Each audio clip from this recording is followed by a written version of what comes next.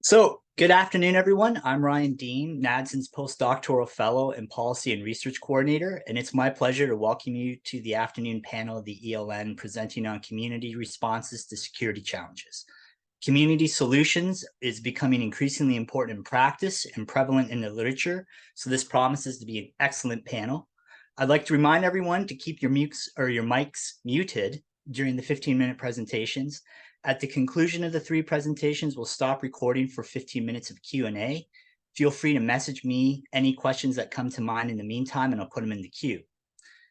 I'd first like to introduce Dr. Bianca Romagnoli. She just graduated with her PhD in anthropology from the University of California, Los Angeles. Her dissertation project examines the roles of Canadian Rangers within the 1st Canadian Ranger Patrol Group. Through this research, she investigated how Rangers become implicit in nation-building efforts by the Canadian state since the 1990s, emerging as key actors in Canada's sovereign claim to the region. Now, Bianca is working with 2 Yellowknife-based NGOs and is helping to start a research project examining the services and resources available to vulnerable youth in the Yellowknife area. So, Bianca, we'll turn it over to you. That was my first time with somebody referring to me as doctor. So yeah, I did it. All right, so good morning or good afternoon, depending on where you are. So thanks, Ryan and Nicole, for the introduction and for hosting this event. Yeah, so as Ryan said, I just finished my PhD, and this is a little excerpt of oh my God, you posted my dissertation? Oh my God, please no one read that. Which is looking at the relationship between Canadian Rangers with instructors and the military. So while my research, I was working with patrols across all 3 territories. For the sake of time and just for this talk, I'll focus more on the panel's theme of community response in Nunavik and northern parts of the NWT. So in true anthropological style, I'll open with a vignette. So it's the first night on the land with the patrol in the Mackenzie Delta, and I'm sharing a tent with one of the female rangers who'd been with the patrol for over 10 years. It takes us over an hour to get our tent warm against the brutally cold -50-degree temperatures. Hungry and tired after a full day of traveling, we sit close to our wood stove. As I impatiently stir my soup, Angie and I begin discussing her time as a ranger, and she asked me why I was interested in the topic. I tell Angie that I'd started my research with the Rangers after spending time in the reserves. Without looking up from her plate in her lap, Angie seems to consider this and finally tells me that she, quote, doesn't know anyone in the military. Confused, I smile at her and I use my spoon to point at her red Ranger hoodie that she's wearing. And I go, Angie, you're in the Army, and so is everyone else here, except I guess technically me. Shaking her head, she tells me she doesn't see it that way and she shifts uncomfortably. Instead, she tells me she joined the Rangers because her father was a Ranger sergeant and a longtime member. Angie explains that many of the on-the-land skills she'd learned were taught in reference to her assumed future as a ranger. Angie's family history as a multi-generational military family seems to be completely unnoticed and remarked by herself and her family. This disconnect between an individual's personal identity as a ranger and military service became a central theme of my research. It was not uncommon for rangers or instructors to insist that rangers were not military, that their role, mission, and symbolism were different. The answer to what rangers were, if they weren't military, had become a central through line of my work. How people answer this question and how they categorize the work rangers do is the undertone to understanding the political, social, gendered, and economic relationship that exists between rangers and the military. In many ways, Angie's disconnection from the military nature of her service is echoed by the CAF's own position on rangers within the larger military.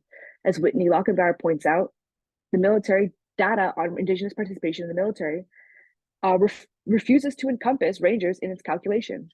The military officially only counts 2,800 Indigenous service members, citing that this number does not include Canadian Rangers. Questioning this logic, he questions whether this omission misconstrues Canadian Ranger service as being a lesser form of service than regular or reserve force members. If the military itself doesn't see Rangers as true members of the military, then it's not surprising that Rangers themselves often don't associate their position with being members of the military. This is in direct conflict with the reality that the military's impact and visibility in the North. In every community I visited, every person I'd met who wasn't a ranger had been or was related to someone connected to the organization.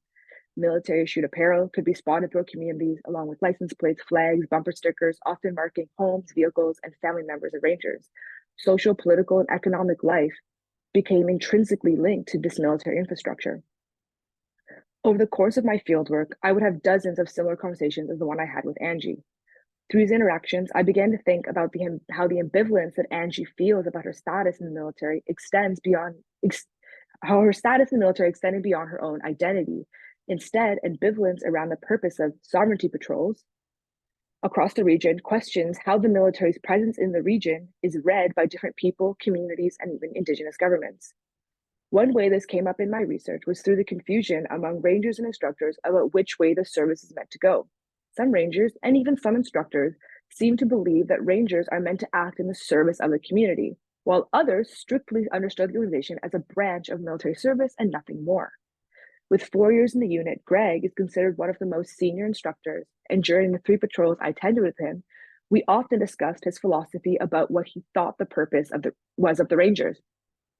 Sitting at his desk together one afternoon, there's commotion in the office about whether or not Rangers should help with flood relief procedures in one of the communities. Greg, like many of the instructors and headquarters staffs I spoke with during my fieldwork, had a very strong opinion about this. As we eavesdrop on the conversation, it's confirmed that the patrol would not be helping. The instructor whose patrol, who was a very new instructor at the time, is extremely frustrated, but his boss, the company sergeant major, is adamant that the order was passed down and there was nothing he could do about it. I look over at Greg and I see him shaking his head, and he tells me that Rangers are representations of the military to communities and act as guides for the military. Community service is simply a byproduct. The community, he explains, cannot and should not consider Rangers as something they can, quote, call on. During the COVID-19 pandemic, this was often a topic of conversation with many instructors. Many communities across Run CRPG requested support from the Rangers to supply community food lockers and conduct welfare checks. However, as the commanding officer at the time explained, it was outside the scope of the organization. Under his command, Rangers would only be used in support of the Canadian Armed Forces.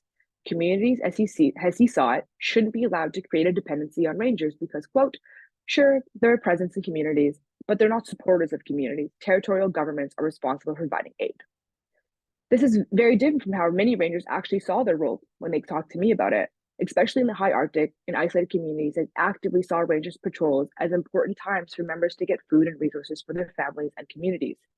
In fact, while on patrol in the high Arctic, I asked a group of Rangers what they thought about the unit's response to COVID-19, and they told me that they were baffled by the directive that they were on standby for months, but were never actually used for support, especially in communities that had active COVID-19 outbreaks.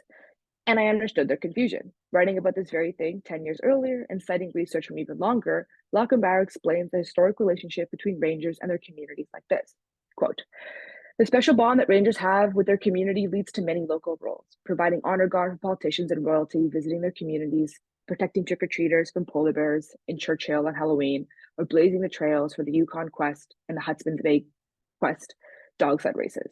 During Nunavut's 2-week mass vaccination program against swine flu in late 2009, Rangers played a pivotal role in guiding Nunavut through the process of helping them fill out paperwork.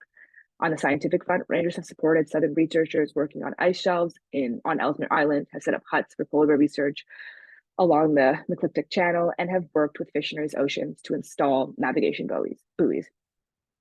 The commanding officer at that time explained that having Rangers partake in such a plethora of services meant that Rangers could, quote, patrol with a purpose. Historically, as Lockenbauer writes, it wasn't uncommon for patrols to hunt for food or community lockers or deliver meat to elders and young families in need. Much of this work was done during what the unit called traditional days. Traditional days were times set aside during a patrol where Rangers could practice whatever traditional skills they wanted. Fishing, hunting, and harvesting were the most common, and Rangers would bring whatever they caught back to their families or communities following the sharing practices of that specific community. In a lot of ways, these traditional days were a defining feature of the organization. In fact, traditional skills training was instituted as a reaction to the perception by the military that there was skill fade among younger Rangers.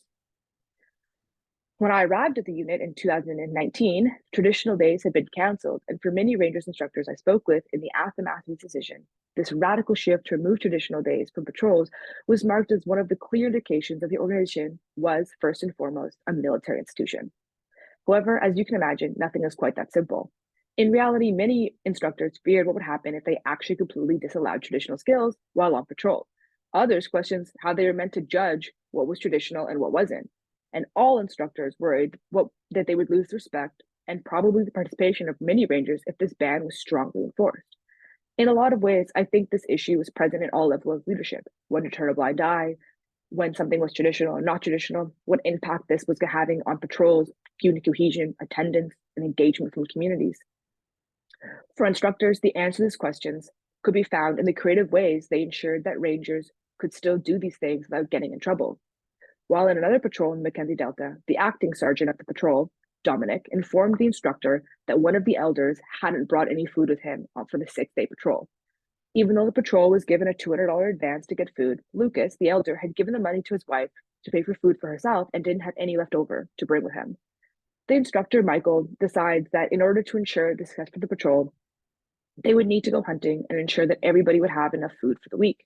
Therefore, the next morning, we find ourselves up early once again, ready to make the long, cold journey to a well-known caribou grazing area 150 kilometers from camp. It's freezing cold. As we travel by snowmobile, our path follows the river and the ice, and the snow is flat as we travel fast, stopping only once for hot tea, coffee, and snacks. I have no idea where we are, and my eyes scan the passing forest that spans both sides of the riverbank as we travel. I only know we've arrived when the group stops at the base of a small mountain range, and 3 rangers take out their rifles from their cases and sling the weapons across their backs and drop a handful of bullets in their pocket.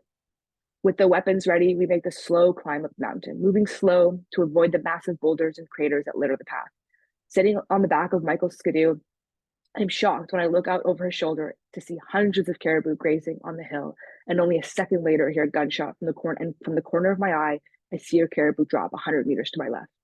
A few more guns ring out in the otherwise complete silence as the other 2 hunters in the group try and hit one of the now running caribou. I see 2 more caribou go down, and within a minute, the 3 successfully caught caribou lie alone, surrounded by only the tracks left by the other animals. Before leaving on the hunt, the patrol had decided that they would only harvest 3 caribou because that would be enough for the patrol. And with the 3 animals laying still in the snow, each of the hunters went towards their specific caribou, tied the feet with rope to the back of their machine, and dragged them to where the rest of the patrol had gathered on the flat peak of the mountain. With the 3 caribous together, 4 more rangers jump off their skidoos and each kneel next to one of the animals and begin to gut the 3 caribou with skill and proficiency only gathered from years of practice. As they work, they often place their hands inside the body cavity to warm it against the -50 chill that had been blowing relentlessly at the peak, with nothing to block the Arctic air. As they work, other members of the patrol hunch down to watch. The 4 sporadically provide explanations for what they were doing, and after butchering half a caribou, one of the female members, Gwen, who is working on a caribou, passes the knife to her son, the newest and youngest member of the patrol, and tells him to finish. Seeing this, one of the men who was working on another caribou looks to the young female ranger who'd shot the caribou, and he was gutting, and simply says, "You too." The 2 switch positions, and the older man, whose job in the community was to act as a hunting guide, knelt by the woman and expertly guides her through all of the cuts. Everyone is hungry, tired, and cold, but there's an undeniable excitement about the successful hunt. And like the night, and as we pack the meat, having already packed the trail, the ride back is very fast. We arrive at camp, and like the night before, everyone is eager to get back to their tents and start their fires and make dinner with the fresh meat. Sitting in our tent later, cooking our portion of the meat, Michael explains that in his mind, there is no way to separate traditional skills from ranger skills or ranger activities. And instead, he told me that he used the hunting trip as a way to train military skills. While traveling to the location, Michael ensured that the less experienced rangers would practice traveling to the location using military GPS. This, he argued, justified the hunting. Rangers were practicing military skills, and hunting was simply a byproduct of that skill development. After 4 years working as an instructor, Michael explains that in order to maintain ranger engagement, there has to be benefit to the community. Developing military skills and hunting and traditional skills goes hand in hand. Separating them, he explains, is not only impossible, but, as he tells me, stupid. According to Michael, it would be impossible to develop rangers as simply a military asset. And this sleight of hand approach, conflating these traditional skills into military practice, was not unique to Michael. While at an end series exercise in Nunavik, the leadership greenlit rangers setting up nets to collect fish, which they were allowed to bring back to their community, because it was set up as a teaching exercise where rangers were teaching the reserve soldiers how to survive in the tundra. I'm not really sure where a soldier was going to get a 50-foot fishing net in a survival situation, but I digress. In reality, the argument over what was a traditional skill and when it's appropriate for it to be used is something I encountered constantly throughout my skill. In thinking about this question, I came to observe that in the simplest term, a skill was deemed traditional when its sole purpose was to benefit the individual member or the community, and a skill was deemed military when it functioned to benefit the military. Returning to the above example, teaching the reservists how to fish was deemed legitimate because its purpose furthered a military skill set, Arctic survival. On the other hand, a group of rangers simply fishing while on patrol was traditional because it did little for the state. If the organization continues down this trajectory, how does this, or will this, shift the relationship rangers maintain to the military and their communities? If the organization should be seen first and foremost as a military institution, functioning solely in the name of the armed forces, but rangers aren't really seen as military, but they're also not meant for community service, and their role is getting more and more militarized, what or who exactly are the rangers to the military and to the communities in which they live in? Thank you.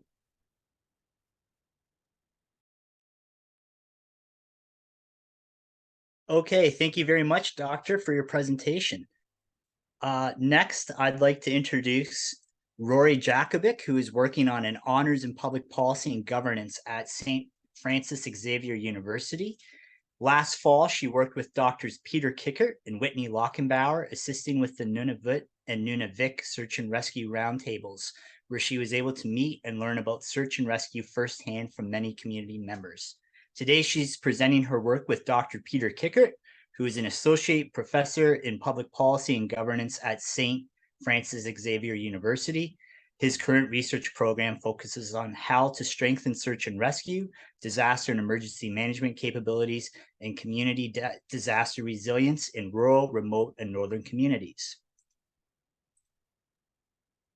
Thank you, Ryan. I'm just going to share my screen.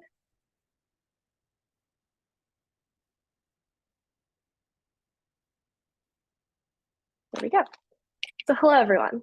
I want to start today by acknowledging that I'm speaking to you from the traditional territory of the Métis and Dene people of the Northwest Territories. We would also like to thank organizers, our moderator, and everyone joining us today. Today, we are discussing the origins, evolution, and challenges of Nunavik's unique fast rescue fleet. This fleet was established in 2004 by the Kikkert Regional Government, or KRG, the representative regional authority for the region, and by the Jakubec Corporation, the legal representative of Quebec's Inuit. We argue that this fleet represents an innovative funding and programming initiative, as well as a remarkable example of regional self-sufficiency. However, this initiative has left Nunavik bearing more than its fair share of the burden for marine search and rescue, as they have effectively taken on the mandate of the Canadian Coast Guard for nearly 2 decades. The past highlights the lack of federal investment into SAR in the region, but we are encouraged by the ongoing efforts to integrate the fleet into the Coast Guard Auxiliary and identify the keys for a successful transition. Information for this presentation comes from the 2022 Nunavik Roundtable on SAR, co-organized by Peter, Whitney Lockenbauer, and Ken Lingard from Kikkert Civil Security, follow-up interviews, and a review of government and media reports. We'd like to give a special thank you to all of the community responders who shared their thoughts. The origins of the fleet rest in the 2003 Ungava Bay tragedy. In August 2003, Martha Kwaki, a well-known interpreter and Jakubec Corporation board member, her husband Jonasie, and 2 of their teenage children boarded their 22-foot freighter canoe to return home to Kangersuk after attending a wedding in Kuujjuaq. They did not make it home. The subsequent search involved local, regional, provincial, and federal responders and did not go well. A member of the Kikkert Regional Government later lamented that it went terribly, terribly wrong. Due to delays by the Sûreté de Québec Joint Rescue Coordination Center, or JRCC Halifax, did not receive notification of the case for over 50 hours, inserting a high degree of uncertainty into the search planning and resulting in a massive search area. During the search, Nunavimmiut felt like they were ignored by JRCC personnel and that their local and Inuit knowledge had not been listened to. They also noted a breakdown in communications between federal responders and the communities. Perhaps most importantly, the tragic outcome highlighted that local responders did not have the boats, equipment, or a system in place to take on more of the search by themselves, and that federal support was hours and days away, critical gaps that had often been raised by Nunavimmiut in the years before the case. As one Nunavik Roundtable participant explained, the Ungava Bay tragedy forced Nunavimiut to go their own way and look after themselves. From 2004 to 2005, the Kikkert Regional Government and Makiyavik Corporation partnered to spend $3.5 million on fast rescue craft for each of Nunavik's 14 communities, greatly increasing their marine SAR capabilities. After this, the KRG and Makiyavik also worked together to fund boat shelters for each community and provide training to over 80 captains and operators over the span of 2 years. This was a unique investment, a regional government in Canada going to this length to provide marine SAR services on federal waterways. At this point, some of you might be wondering why these units did not become part of the Coast Guard Auxiliary, Canada's national all-volunteer nonprofit that carries out SAR activities. Canada's national Coast Guard Auxiliary is recognized as a partner by the Joint Rescue Coordination Center and receives insurance coverage and compensation for operational costs. For years, efforts to establish the auxiliary in Nunavik were marked by the absence of dedicated funding to bring units online, as well as by the unilateral imposition of Southern Auxiliary rules that failed to account for Northern realities. Demands that vessels be upgraded and retrofitted without providing additional support to do so, and siloed recruitment and training practices that simply did not work. There has been significant improvement in the last 2 years, which I'll describe later. Nunavik established and managed its rescue fleet independently. The boats became the basis for 14 seasonal SAR stations, each of which is supposed to consist of a shore facility with search and rescue craft, equipment, and spare parts, and a crew ready to respond.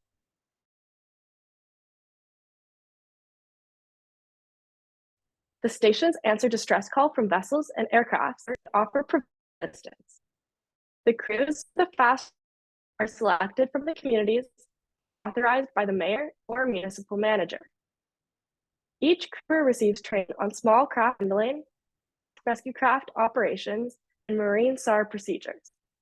The initial goals for each boat have 1 captain and 2 crew members, with individuals able to act as temporary captains.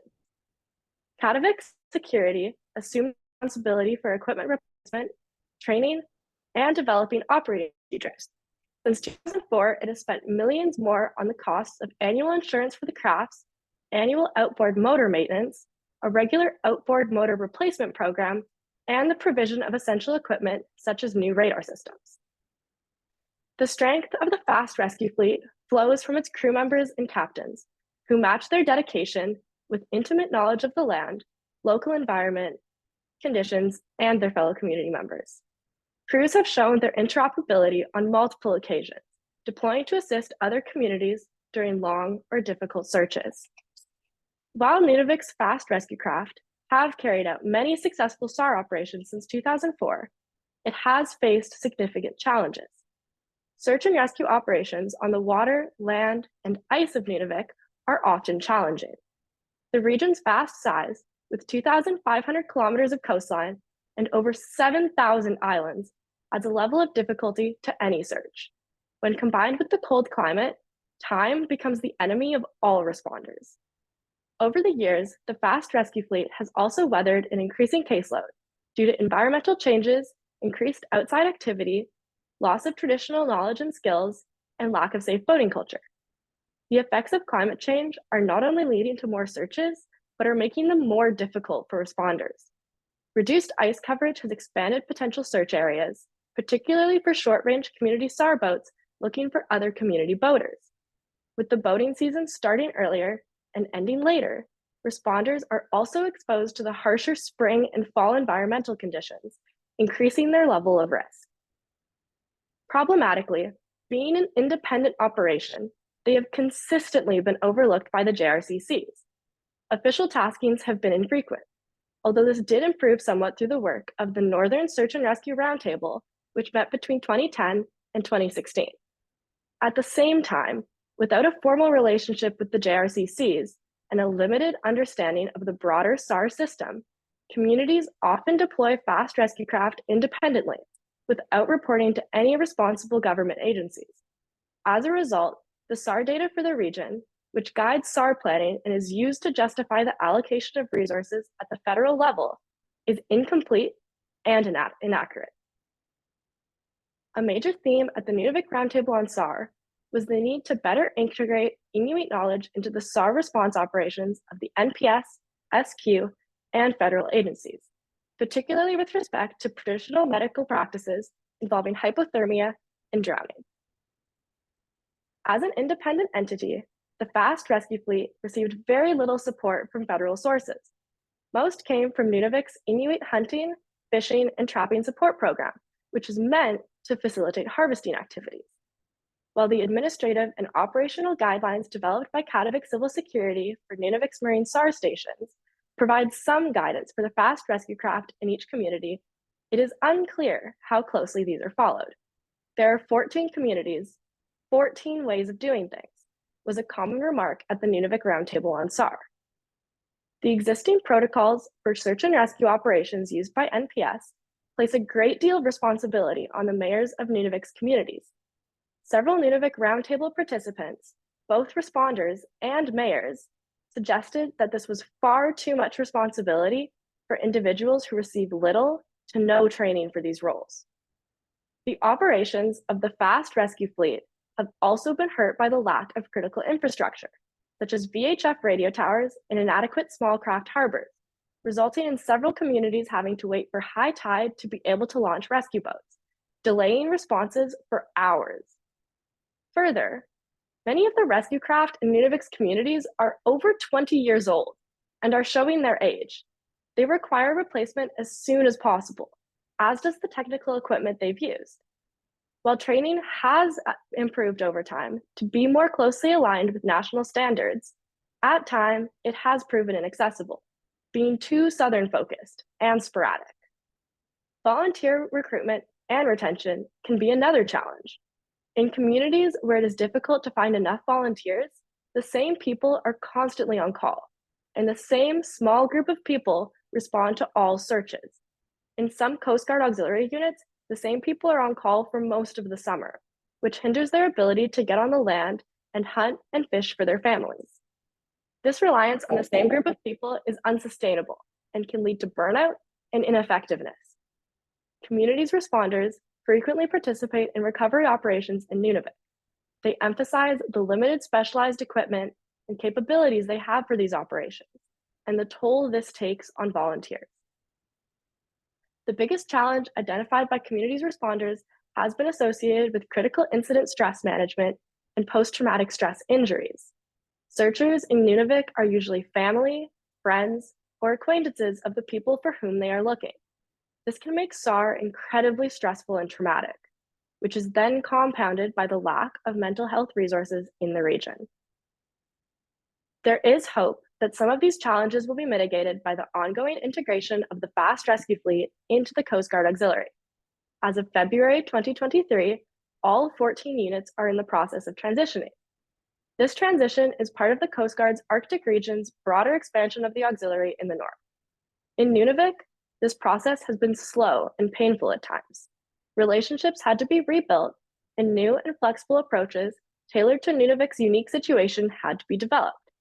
Work and relationship building is still ongoing. Becoming auxiliary units opens up new funding streams, sustainable training opportunities, and stronger links with the Coast Guards and JRCCs to facilitate official tasking. This transition also provides insurance coverage and ensures that operational costs will be covered by federal partners, not by communities or the KRG. Auxiliary membership will also provide the opportunity to tap into the Indigenous Community Volunteer Boat Program, which allows communities to apply to purchase a new SAR vessel, required equipment, or construct proper storage facilities. The broader SAR system will benefit in turn with timely local response and the integration of local and Inuit knowledge into the system. We have identified several factors that will aid with this transition. First, the creation of new standard operating procedures that are guided by the Canadian Coast Guard Auxiliary National Guidelines, but reflect the realities of operations in Nunavik. The transition provides an opportunity to reflect on lessons observed over the last 2 decades.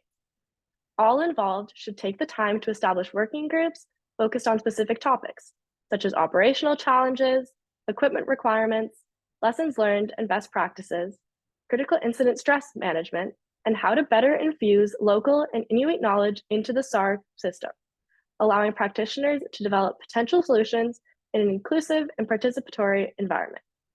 Additionally, the Nunavik Roundtable community members expressed a desire for standardized training, which the integration with the Coast Guard Auxiliary will present an opportunity for that training to occur. To ease jurisdictional confusion and strengthen working relationships moving forward, further discussions may be required to determine if these units best fit in the Coast Guard Auxiliary's Quebec region or in a new Arctic Auxiliary region with the same jurisdictional boundaries as the Coast Guard's Arctic region. This leads to our second point. Consideration must be given on how to balance the regional autonomy earned through 2 decades of local governance with the need to fit into the formalized system of the Coast Guard Auxiliary. Finally, we want to highlight the need for sustained relationship building by all partners. Nunavimmiut have often felt excluded from the SAR system. In the past, provincial and federal government efforts to improve their relationship with the Nunavimmiut involved in search and rescue have been rooted in crisis response approaches that have proven to be fleeting and inadequate. Much work remains to be done to build and sustain the relationships required for effective SAR operations in Nunavik. Effective SAR cooperation, coordination, and communication will only flow out of strong relationships and equal partnerships. Thank you. Okay, thank you, Rory, for that excellent presentation. Last but not least, I'd like to introduce Justin Barnes. Justin is a PhD candidate at the Basili School of International Affairs, a research fellow at NAADSN, and serves as assistant editor at the Arctic Yearbook. Justin's research has been related to climate change, adaptation, environmental security, and sustainable development in Canada's north. His current PhD research is focused on circumpolar governance and human security in the Arctic. And I'll post some of his work in the chat. Justin? Great, thanks very much. Are you able to see my presentation okay? Yes, we can. Okay, great.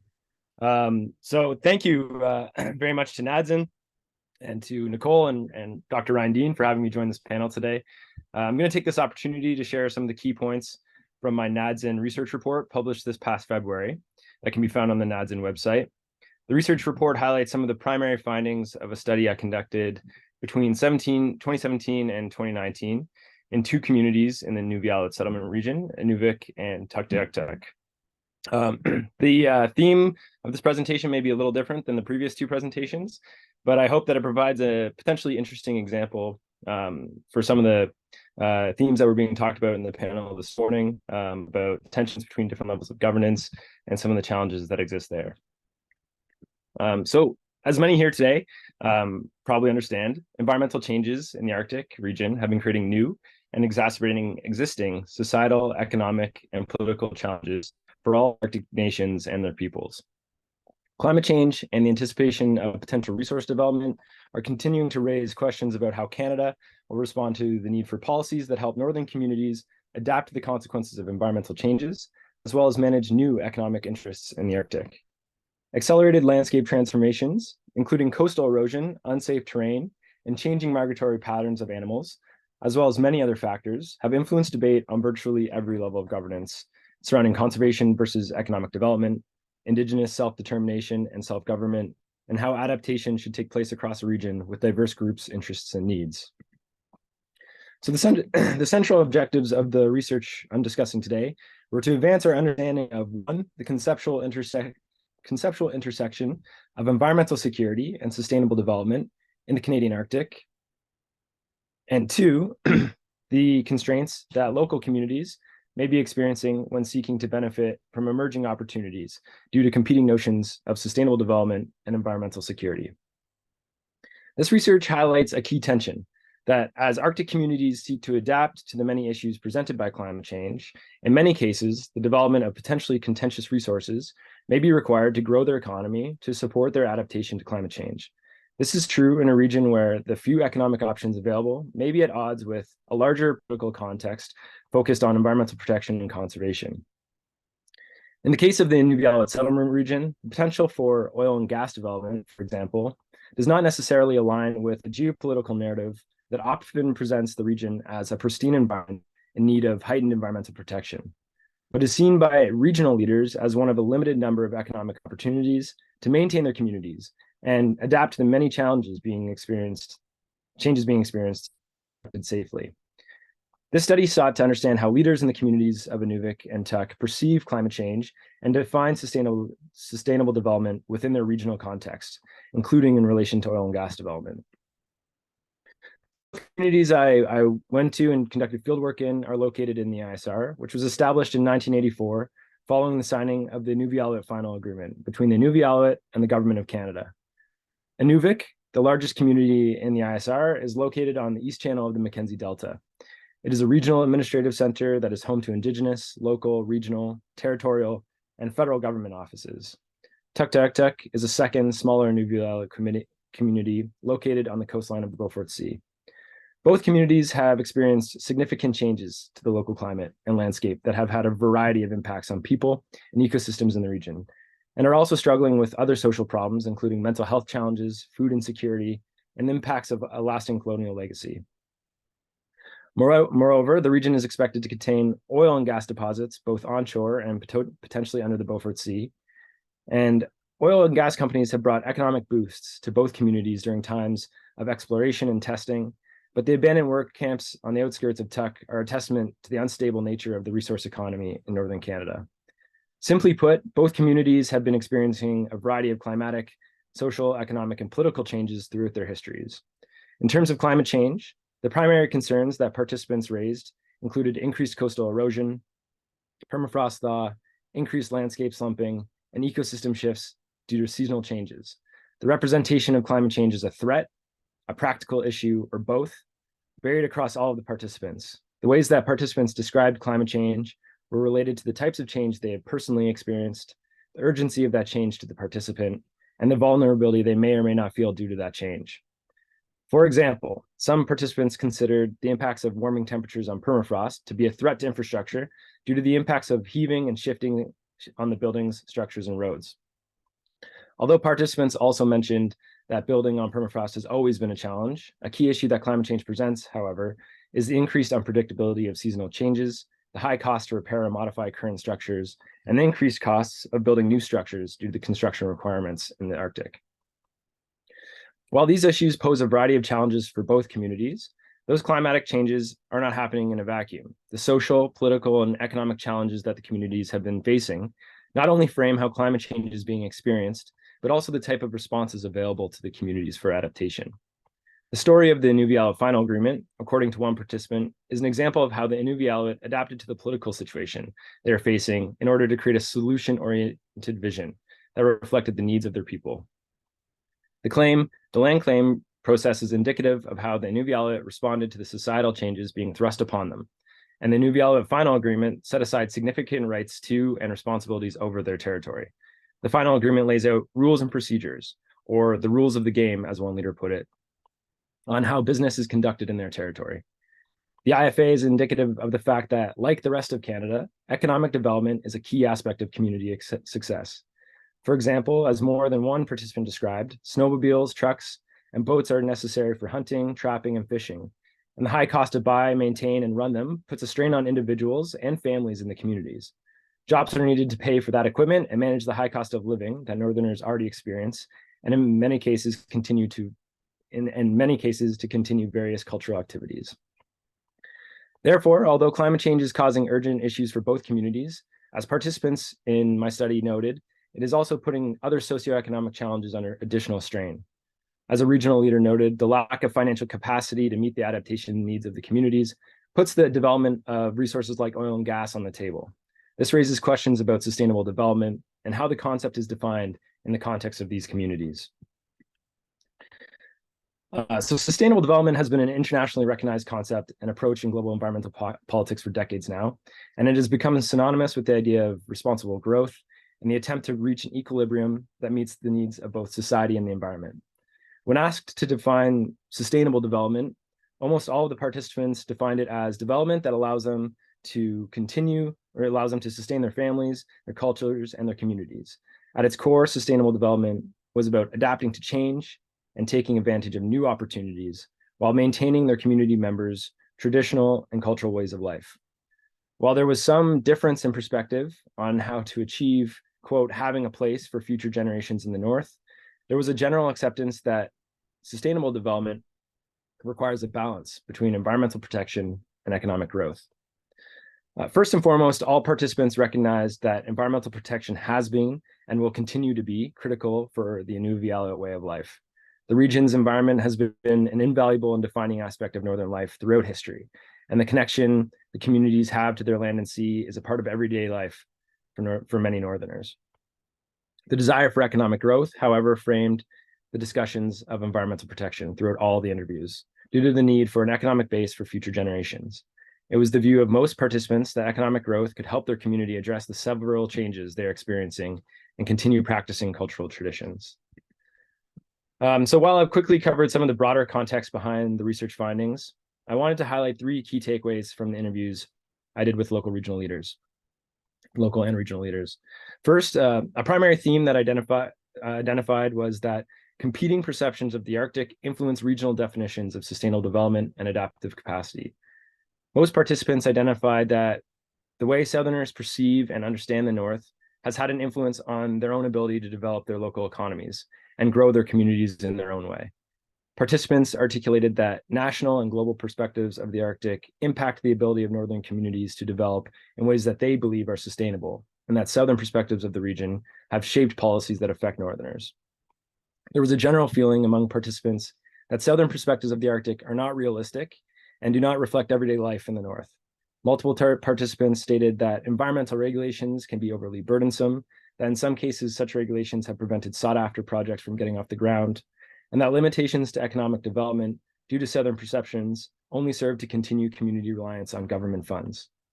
Many participants shared this sentiment, and these perspectives contribute to the belief that while the Inuvialuit settlement agreement has provided the ISR with the rights to control many of its own affairs, Canada has had difficulty completely fulfilling its end of the deal.